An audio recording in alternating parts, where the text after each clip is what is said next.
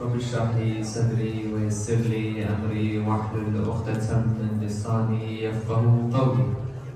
أعوذ بالله من الشيطان الرجيم. بسم الله الرحمن الرحيم. الحمد لله رب العالمين والصلاة والسلام على سيدنا ونبينا وحبيب قلوبنا وشفيع نفوسنا أبي القاسم مصطفى محمد وعلى أهل بيته الطيبين الطاهرين المعصومين وأصحابه غر الميامين. الحمد لله الذي جعلنا من المتمسكين بولاية أمير المؤمنين علي بن أبي طالب. الحمد لله الذي هدانا لهذا وما كنا لنهتدي لولا أن هدانا الله. أما بعد، قال رسول الله صلى الله عليه وآله: أنا مدينة العلم وعلي بابها. I am the city of knowledge and Ali is its gates. Imam Ali ibn Abi Talib alayhi salam is without a doubt one of the most important personalities within Islamic history. A man with such an impeccable character whose life many lessons can be derived. Inshallah, with the short time that we have been allocated tonight, we'll delve into the life of Imam Ali just to get a glimpse of his character, in order that we can able to emulate his teachings into our own life. Imam Ali lived for approximately 63 years on this earth. What I want to focus my lecture tonight is basically the last 4 years of his life, which is during his Khilafah. Imam Ali's Khilafah was between 4 to 4.5 years, where he was the Khalifa of the Muslims. Imam Ali, as I said, is such an immaculate character where it's not just the Muslims praise him. The greatness of Imam Ali is that non-Muslims in the Western world or in the Western circles have begun to praise him as well. You've got to be a great man where your very enemies praise you as well.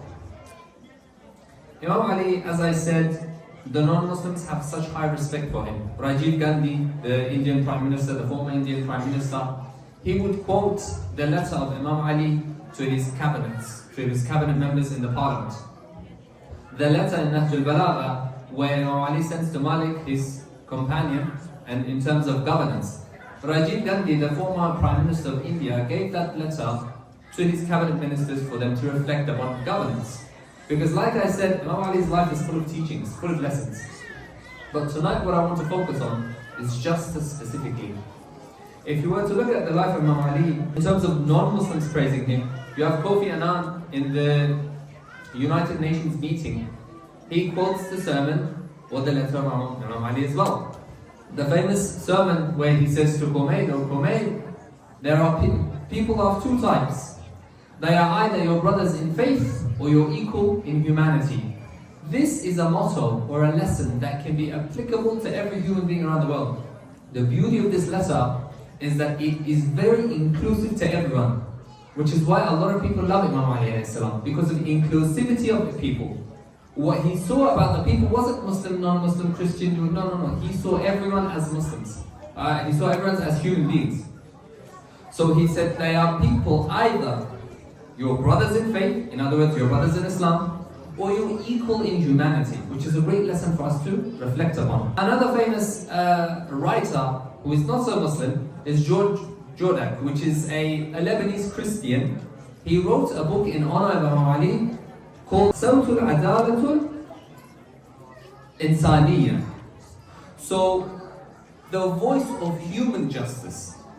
Notice he doesn't say the voice of Islamic justice, because the justice of Imam Ali is a universal justice. It applies to everybody, whether you are a Muslim, whether you are non-Muslim. Sawtul Adalatul Insaniya. As I said, the justice of Imam Ali was established throughout many fields and circles, whether it was with his family, whether it was with his friends, even if it was against his enemy, there was justice established.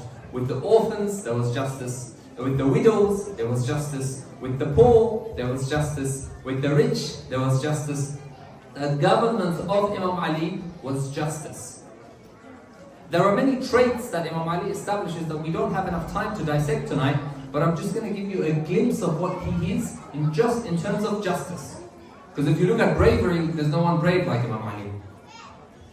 If you look at knowledge, I just quoted the hadith, "Ana madinatul ilm wa alim babiha." After Rasulullah, the knowledge of Imam Ali is the highest. Or for example, if I was to look at loyalty, there was no one loyal to the Prophet like Imam Ali. Every trait he exceeds. But tonight we're just going to focus on justice, inshallah. Now, what I want to put forward is there's something beautiful about the trait of justice. Justice, with the trait of justice, you can never be too just. With other traits, sometimes too much or too little is not good for a human being. I'll give you an example. If you're too generous to a person, people take advantage of you. True? If you're not generous enough to a person, people will not like you. Same thing about honesty. If you're too honest, sometimes honesty has limits. If you're too honest, someone entrusts you with a secret, and you're too honest with that secret, you lose the trust of that person. But with justice, you can never be too just. There's no limit to justice. That's what's beautiful about justice. So inshallah, we'll have just a glimpse of just 4 years of Imam Ali's life throughout his Khilafah, some examples of justice being established. The first one is obviously the Battle of Jamal. Battle of Jamal, many of you know, many of you are aware, where certain companions of the Prophet were going to war with Imam Ali. You had the wife of Rasulullah who would go to war with Imam Ali. And he pleaded, he tried his very best till the very end to not go to war. He sent letters, numerous letters. He sent to Talha, he sent to Zubair. He said to Talha, he said, Abu Muhammad, you and me together in the early days of Islam. Now, you come and fight me? Because Talha was a companion of the Prophet. He said, Abu Muhammad, you and me, Badr, Uhud, Khandaq, Khaybar, we were there together, fighting for Islam. Now you're going against me? Then he turned towards Zubair. Zubair was Imam's cousin, blood. Because Zubair's mother is Abu Talib's sister. So in other words, it's his blood-related cousin. He said, Zubair, you're my cousin. You've turned against me? Zubair, do you remember we were sitting in the gathering of Rasulullah one day, and Rasulullah asked you, oh Zubair, how much do you love Ali? And you said to him, I love him with all my life. And the Prophet said to you, oh Zubair, do you know, what are you going to do if there's a day that you fight Ali and you leave Ali? You told Rasulullah that you never leave Ali. What's happening today? You're here to fight me? He turned towards the wife of the Prophet. He said, you are the wife of Rasulullah. وَقَرْنَ فِي بُيُوتِكُنَّ وَلَا تَبَرَّجْنَ. Do not come out of your house and display yourselves like the times of Jahiliyyah. Let's not go to war. Anyway, the war took place and they were adamant, and a lot of innocent lives were lost in that war.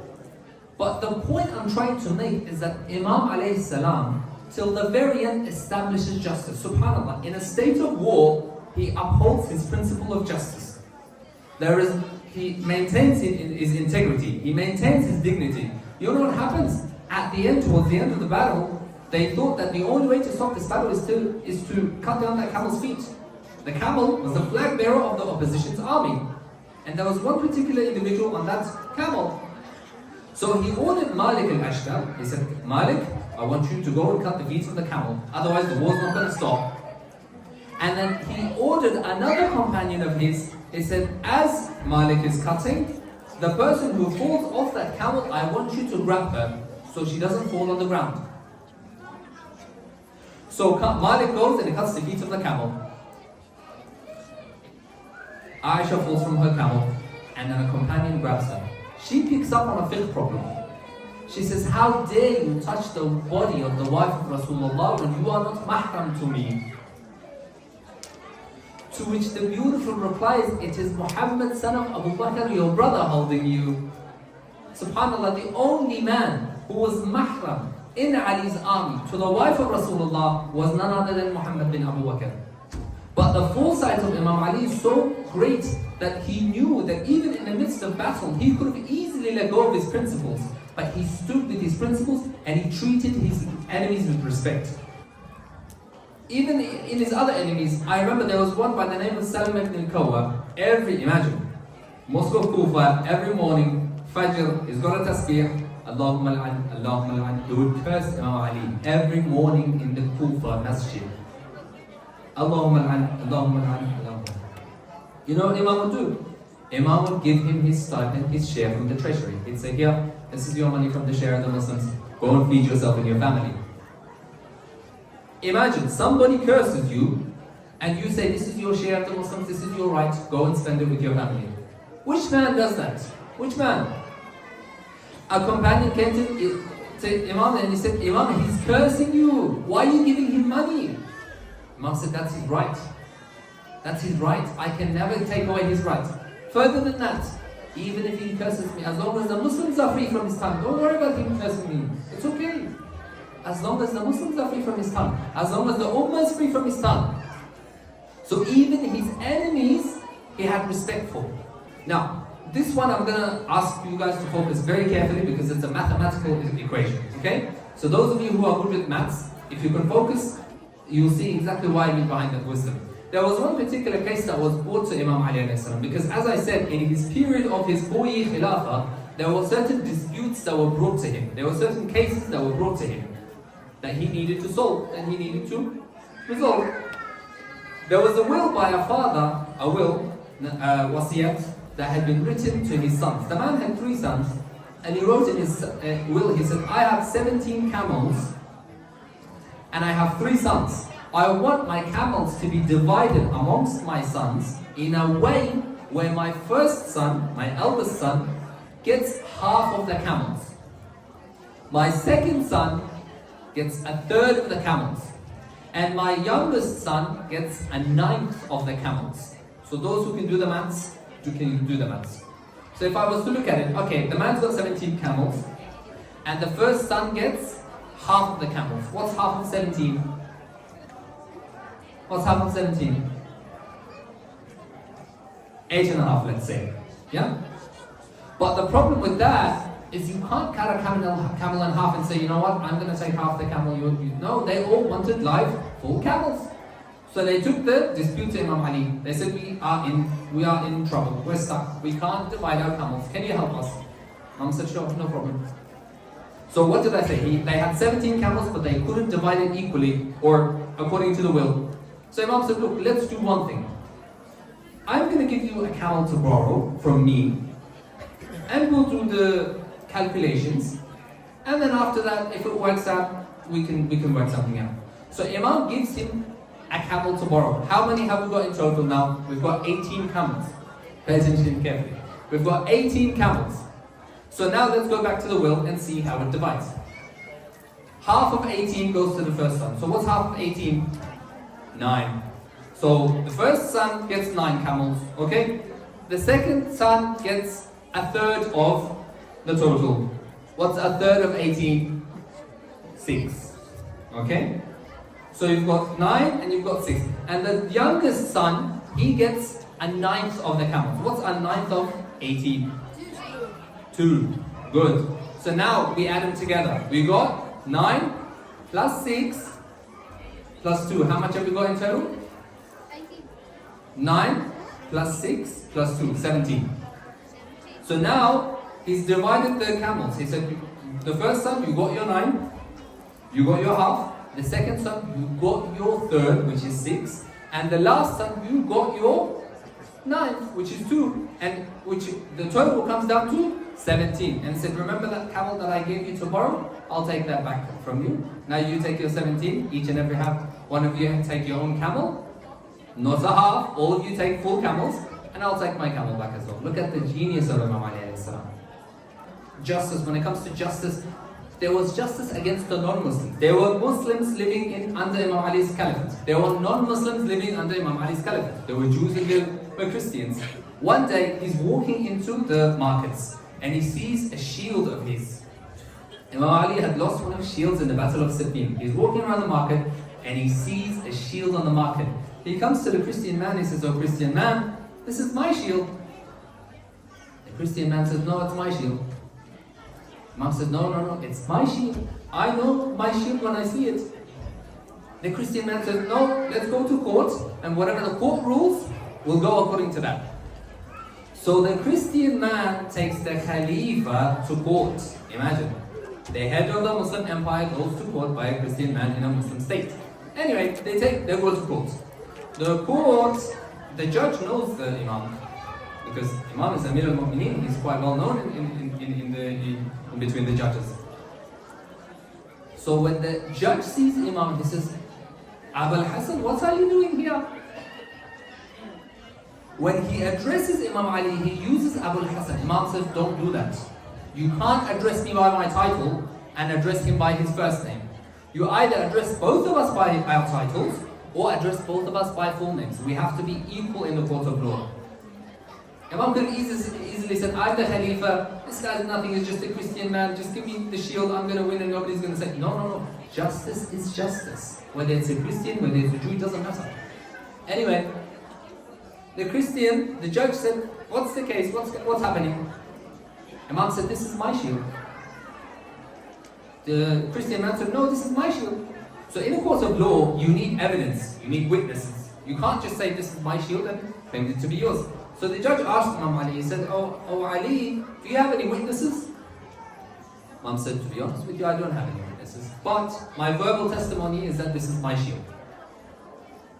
So due to a lack of evidence or testimony, Imam couldn't prove it, that it was his shield, even though the judge knew the shield belonged to Imam Ali. But he said, I'm sorry Ali, lack of evidence, the shield is not yours. Anyway, the Christian man wins the case. Imam smiles with the judge smiles with him, and they head towards the judge. As he's leaving, that Christian man looks at Imam Ali in awe, in shock, and he says, I want to ask you something. He says, you're the Khalifa of the Muslims? Imam said, yes. He said, I'm in shock.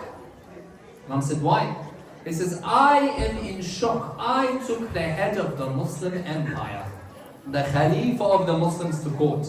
The judgment of the court goes against the Khalifa of the Muslims, and the Khalifa walks away with a smile on his face. If that is not the justice of the prophets of God on earth, I don't know what is. Imagine where a non-Muslim praises you for the justice. Because he could have easily said, I'm the Khalifa, this is a Christian man, I have all the power, I could just take my shield and nobody could bat an eye. But when I said the principle of justice is Imam Ali, he upholds that principle. Any other caliph at that time, if he was taken to court by a Christian man, he'd be lucky if he wasn't beheaded. But the son of Abu Talib is a just human being, and he will remain justice. The final one is his justice to the orphans and the widows. The orphans and the widows. Imam was known as Abu Yatam, the father of the orphans. When they would ask the orphans, who is your father? Imam said, do not say that you are orphans, say your father is Ali. Never say you are orphans when Imam Ali is alive. Hence he was known as Abu Yatam. There was one day, a person came from Yemen who brought fig and honey to Imam Ali as a gift. In those days, fig and honey was very difficult to find, so it was a rare gift. The man brought it to Imam Ali, fig and honey, one jar, let's say barrels of honey. Imam called all the orphans next to him. He sat them on the leather of the honey and he started to feed them. One narration says there was a jar of honey. Imagine, if it was just a jar of honey, you'd expect him to give bits of it to each orphan and go. Imam gave the entire jar to the orphans. The man looked at him and said, Imam, this gift is for you. Why are you giving it to the orphans? You're Amir al-Mu'mineen, why are you giving it to these guys? Imam said, thank you for your gift. But how can I be Amir al-Mu'mineen when the people of my community are starving and I am full? How can I be a just leader where there are widows who are starving in the corner of my government and I call myself the Khalifa of the Muslims? A widow one night, Imam's walking, a widow one night is just stirring a pot in the streets of Kufa. Imam approaches her, oh dear lady, what are you doing? She says, I'm pretending like I'm stirring a pot because I'm trying to make it seem like to my kids that they have dinner tonight, but they don't have dinner tonight. Imam says, why don't they have dinner tonight?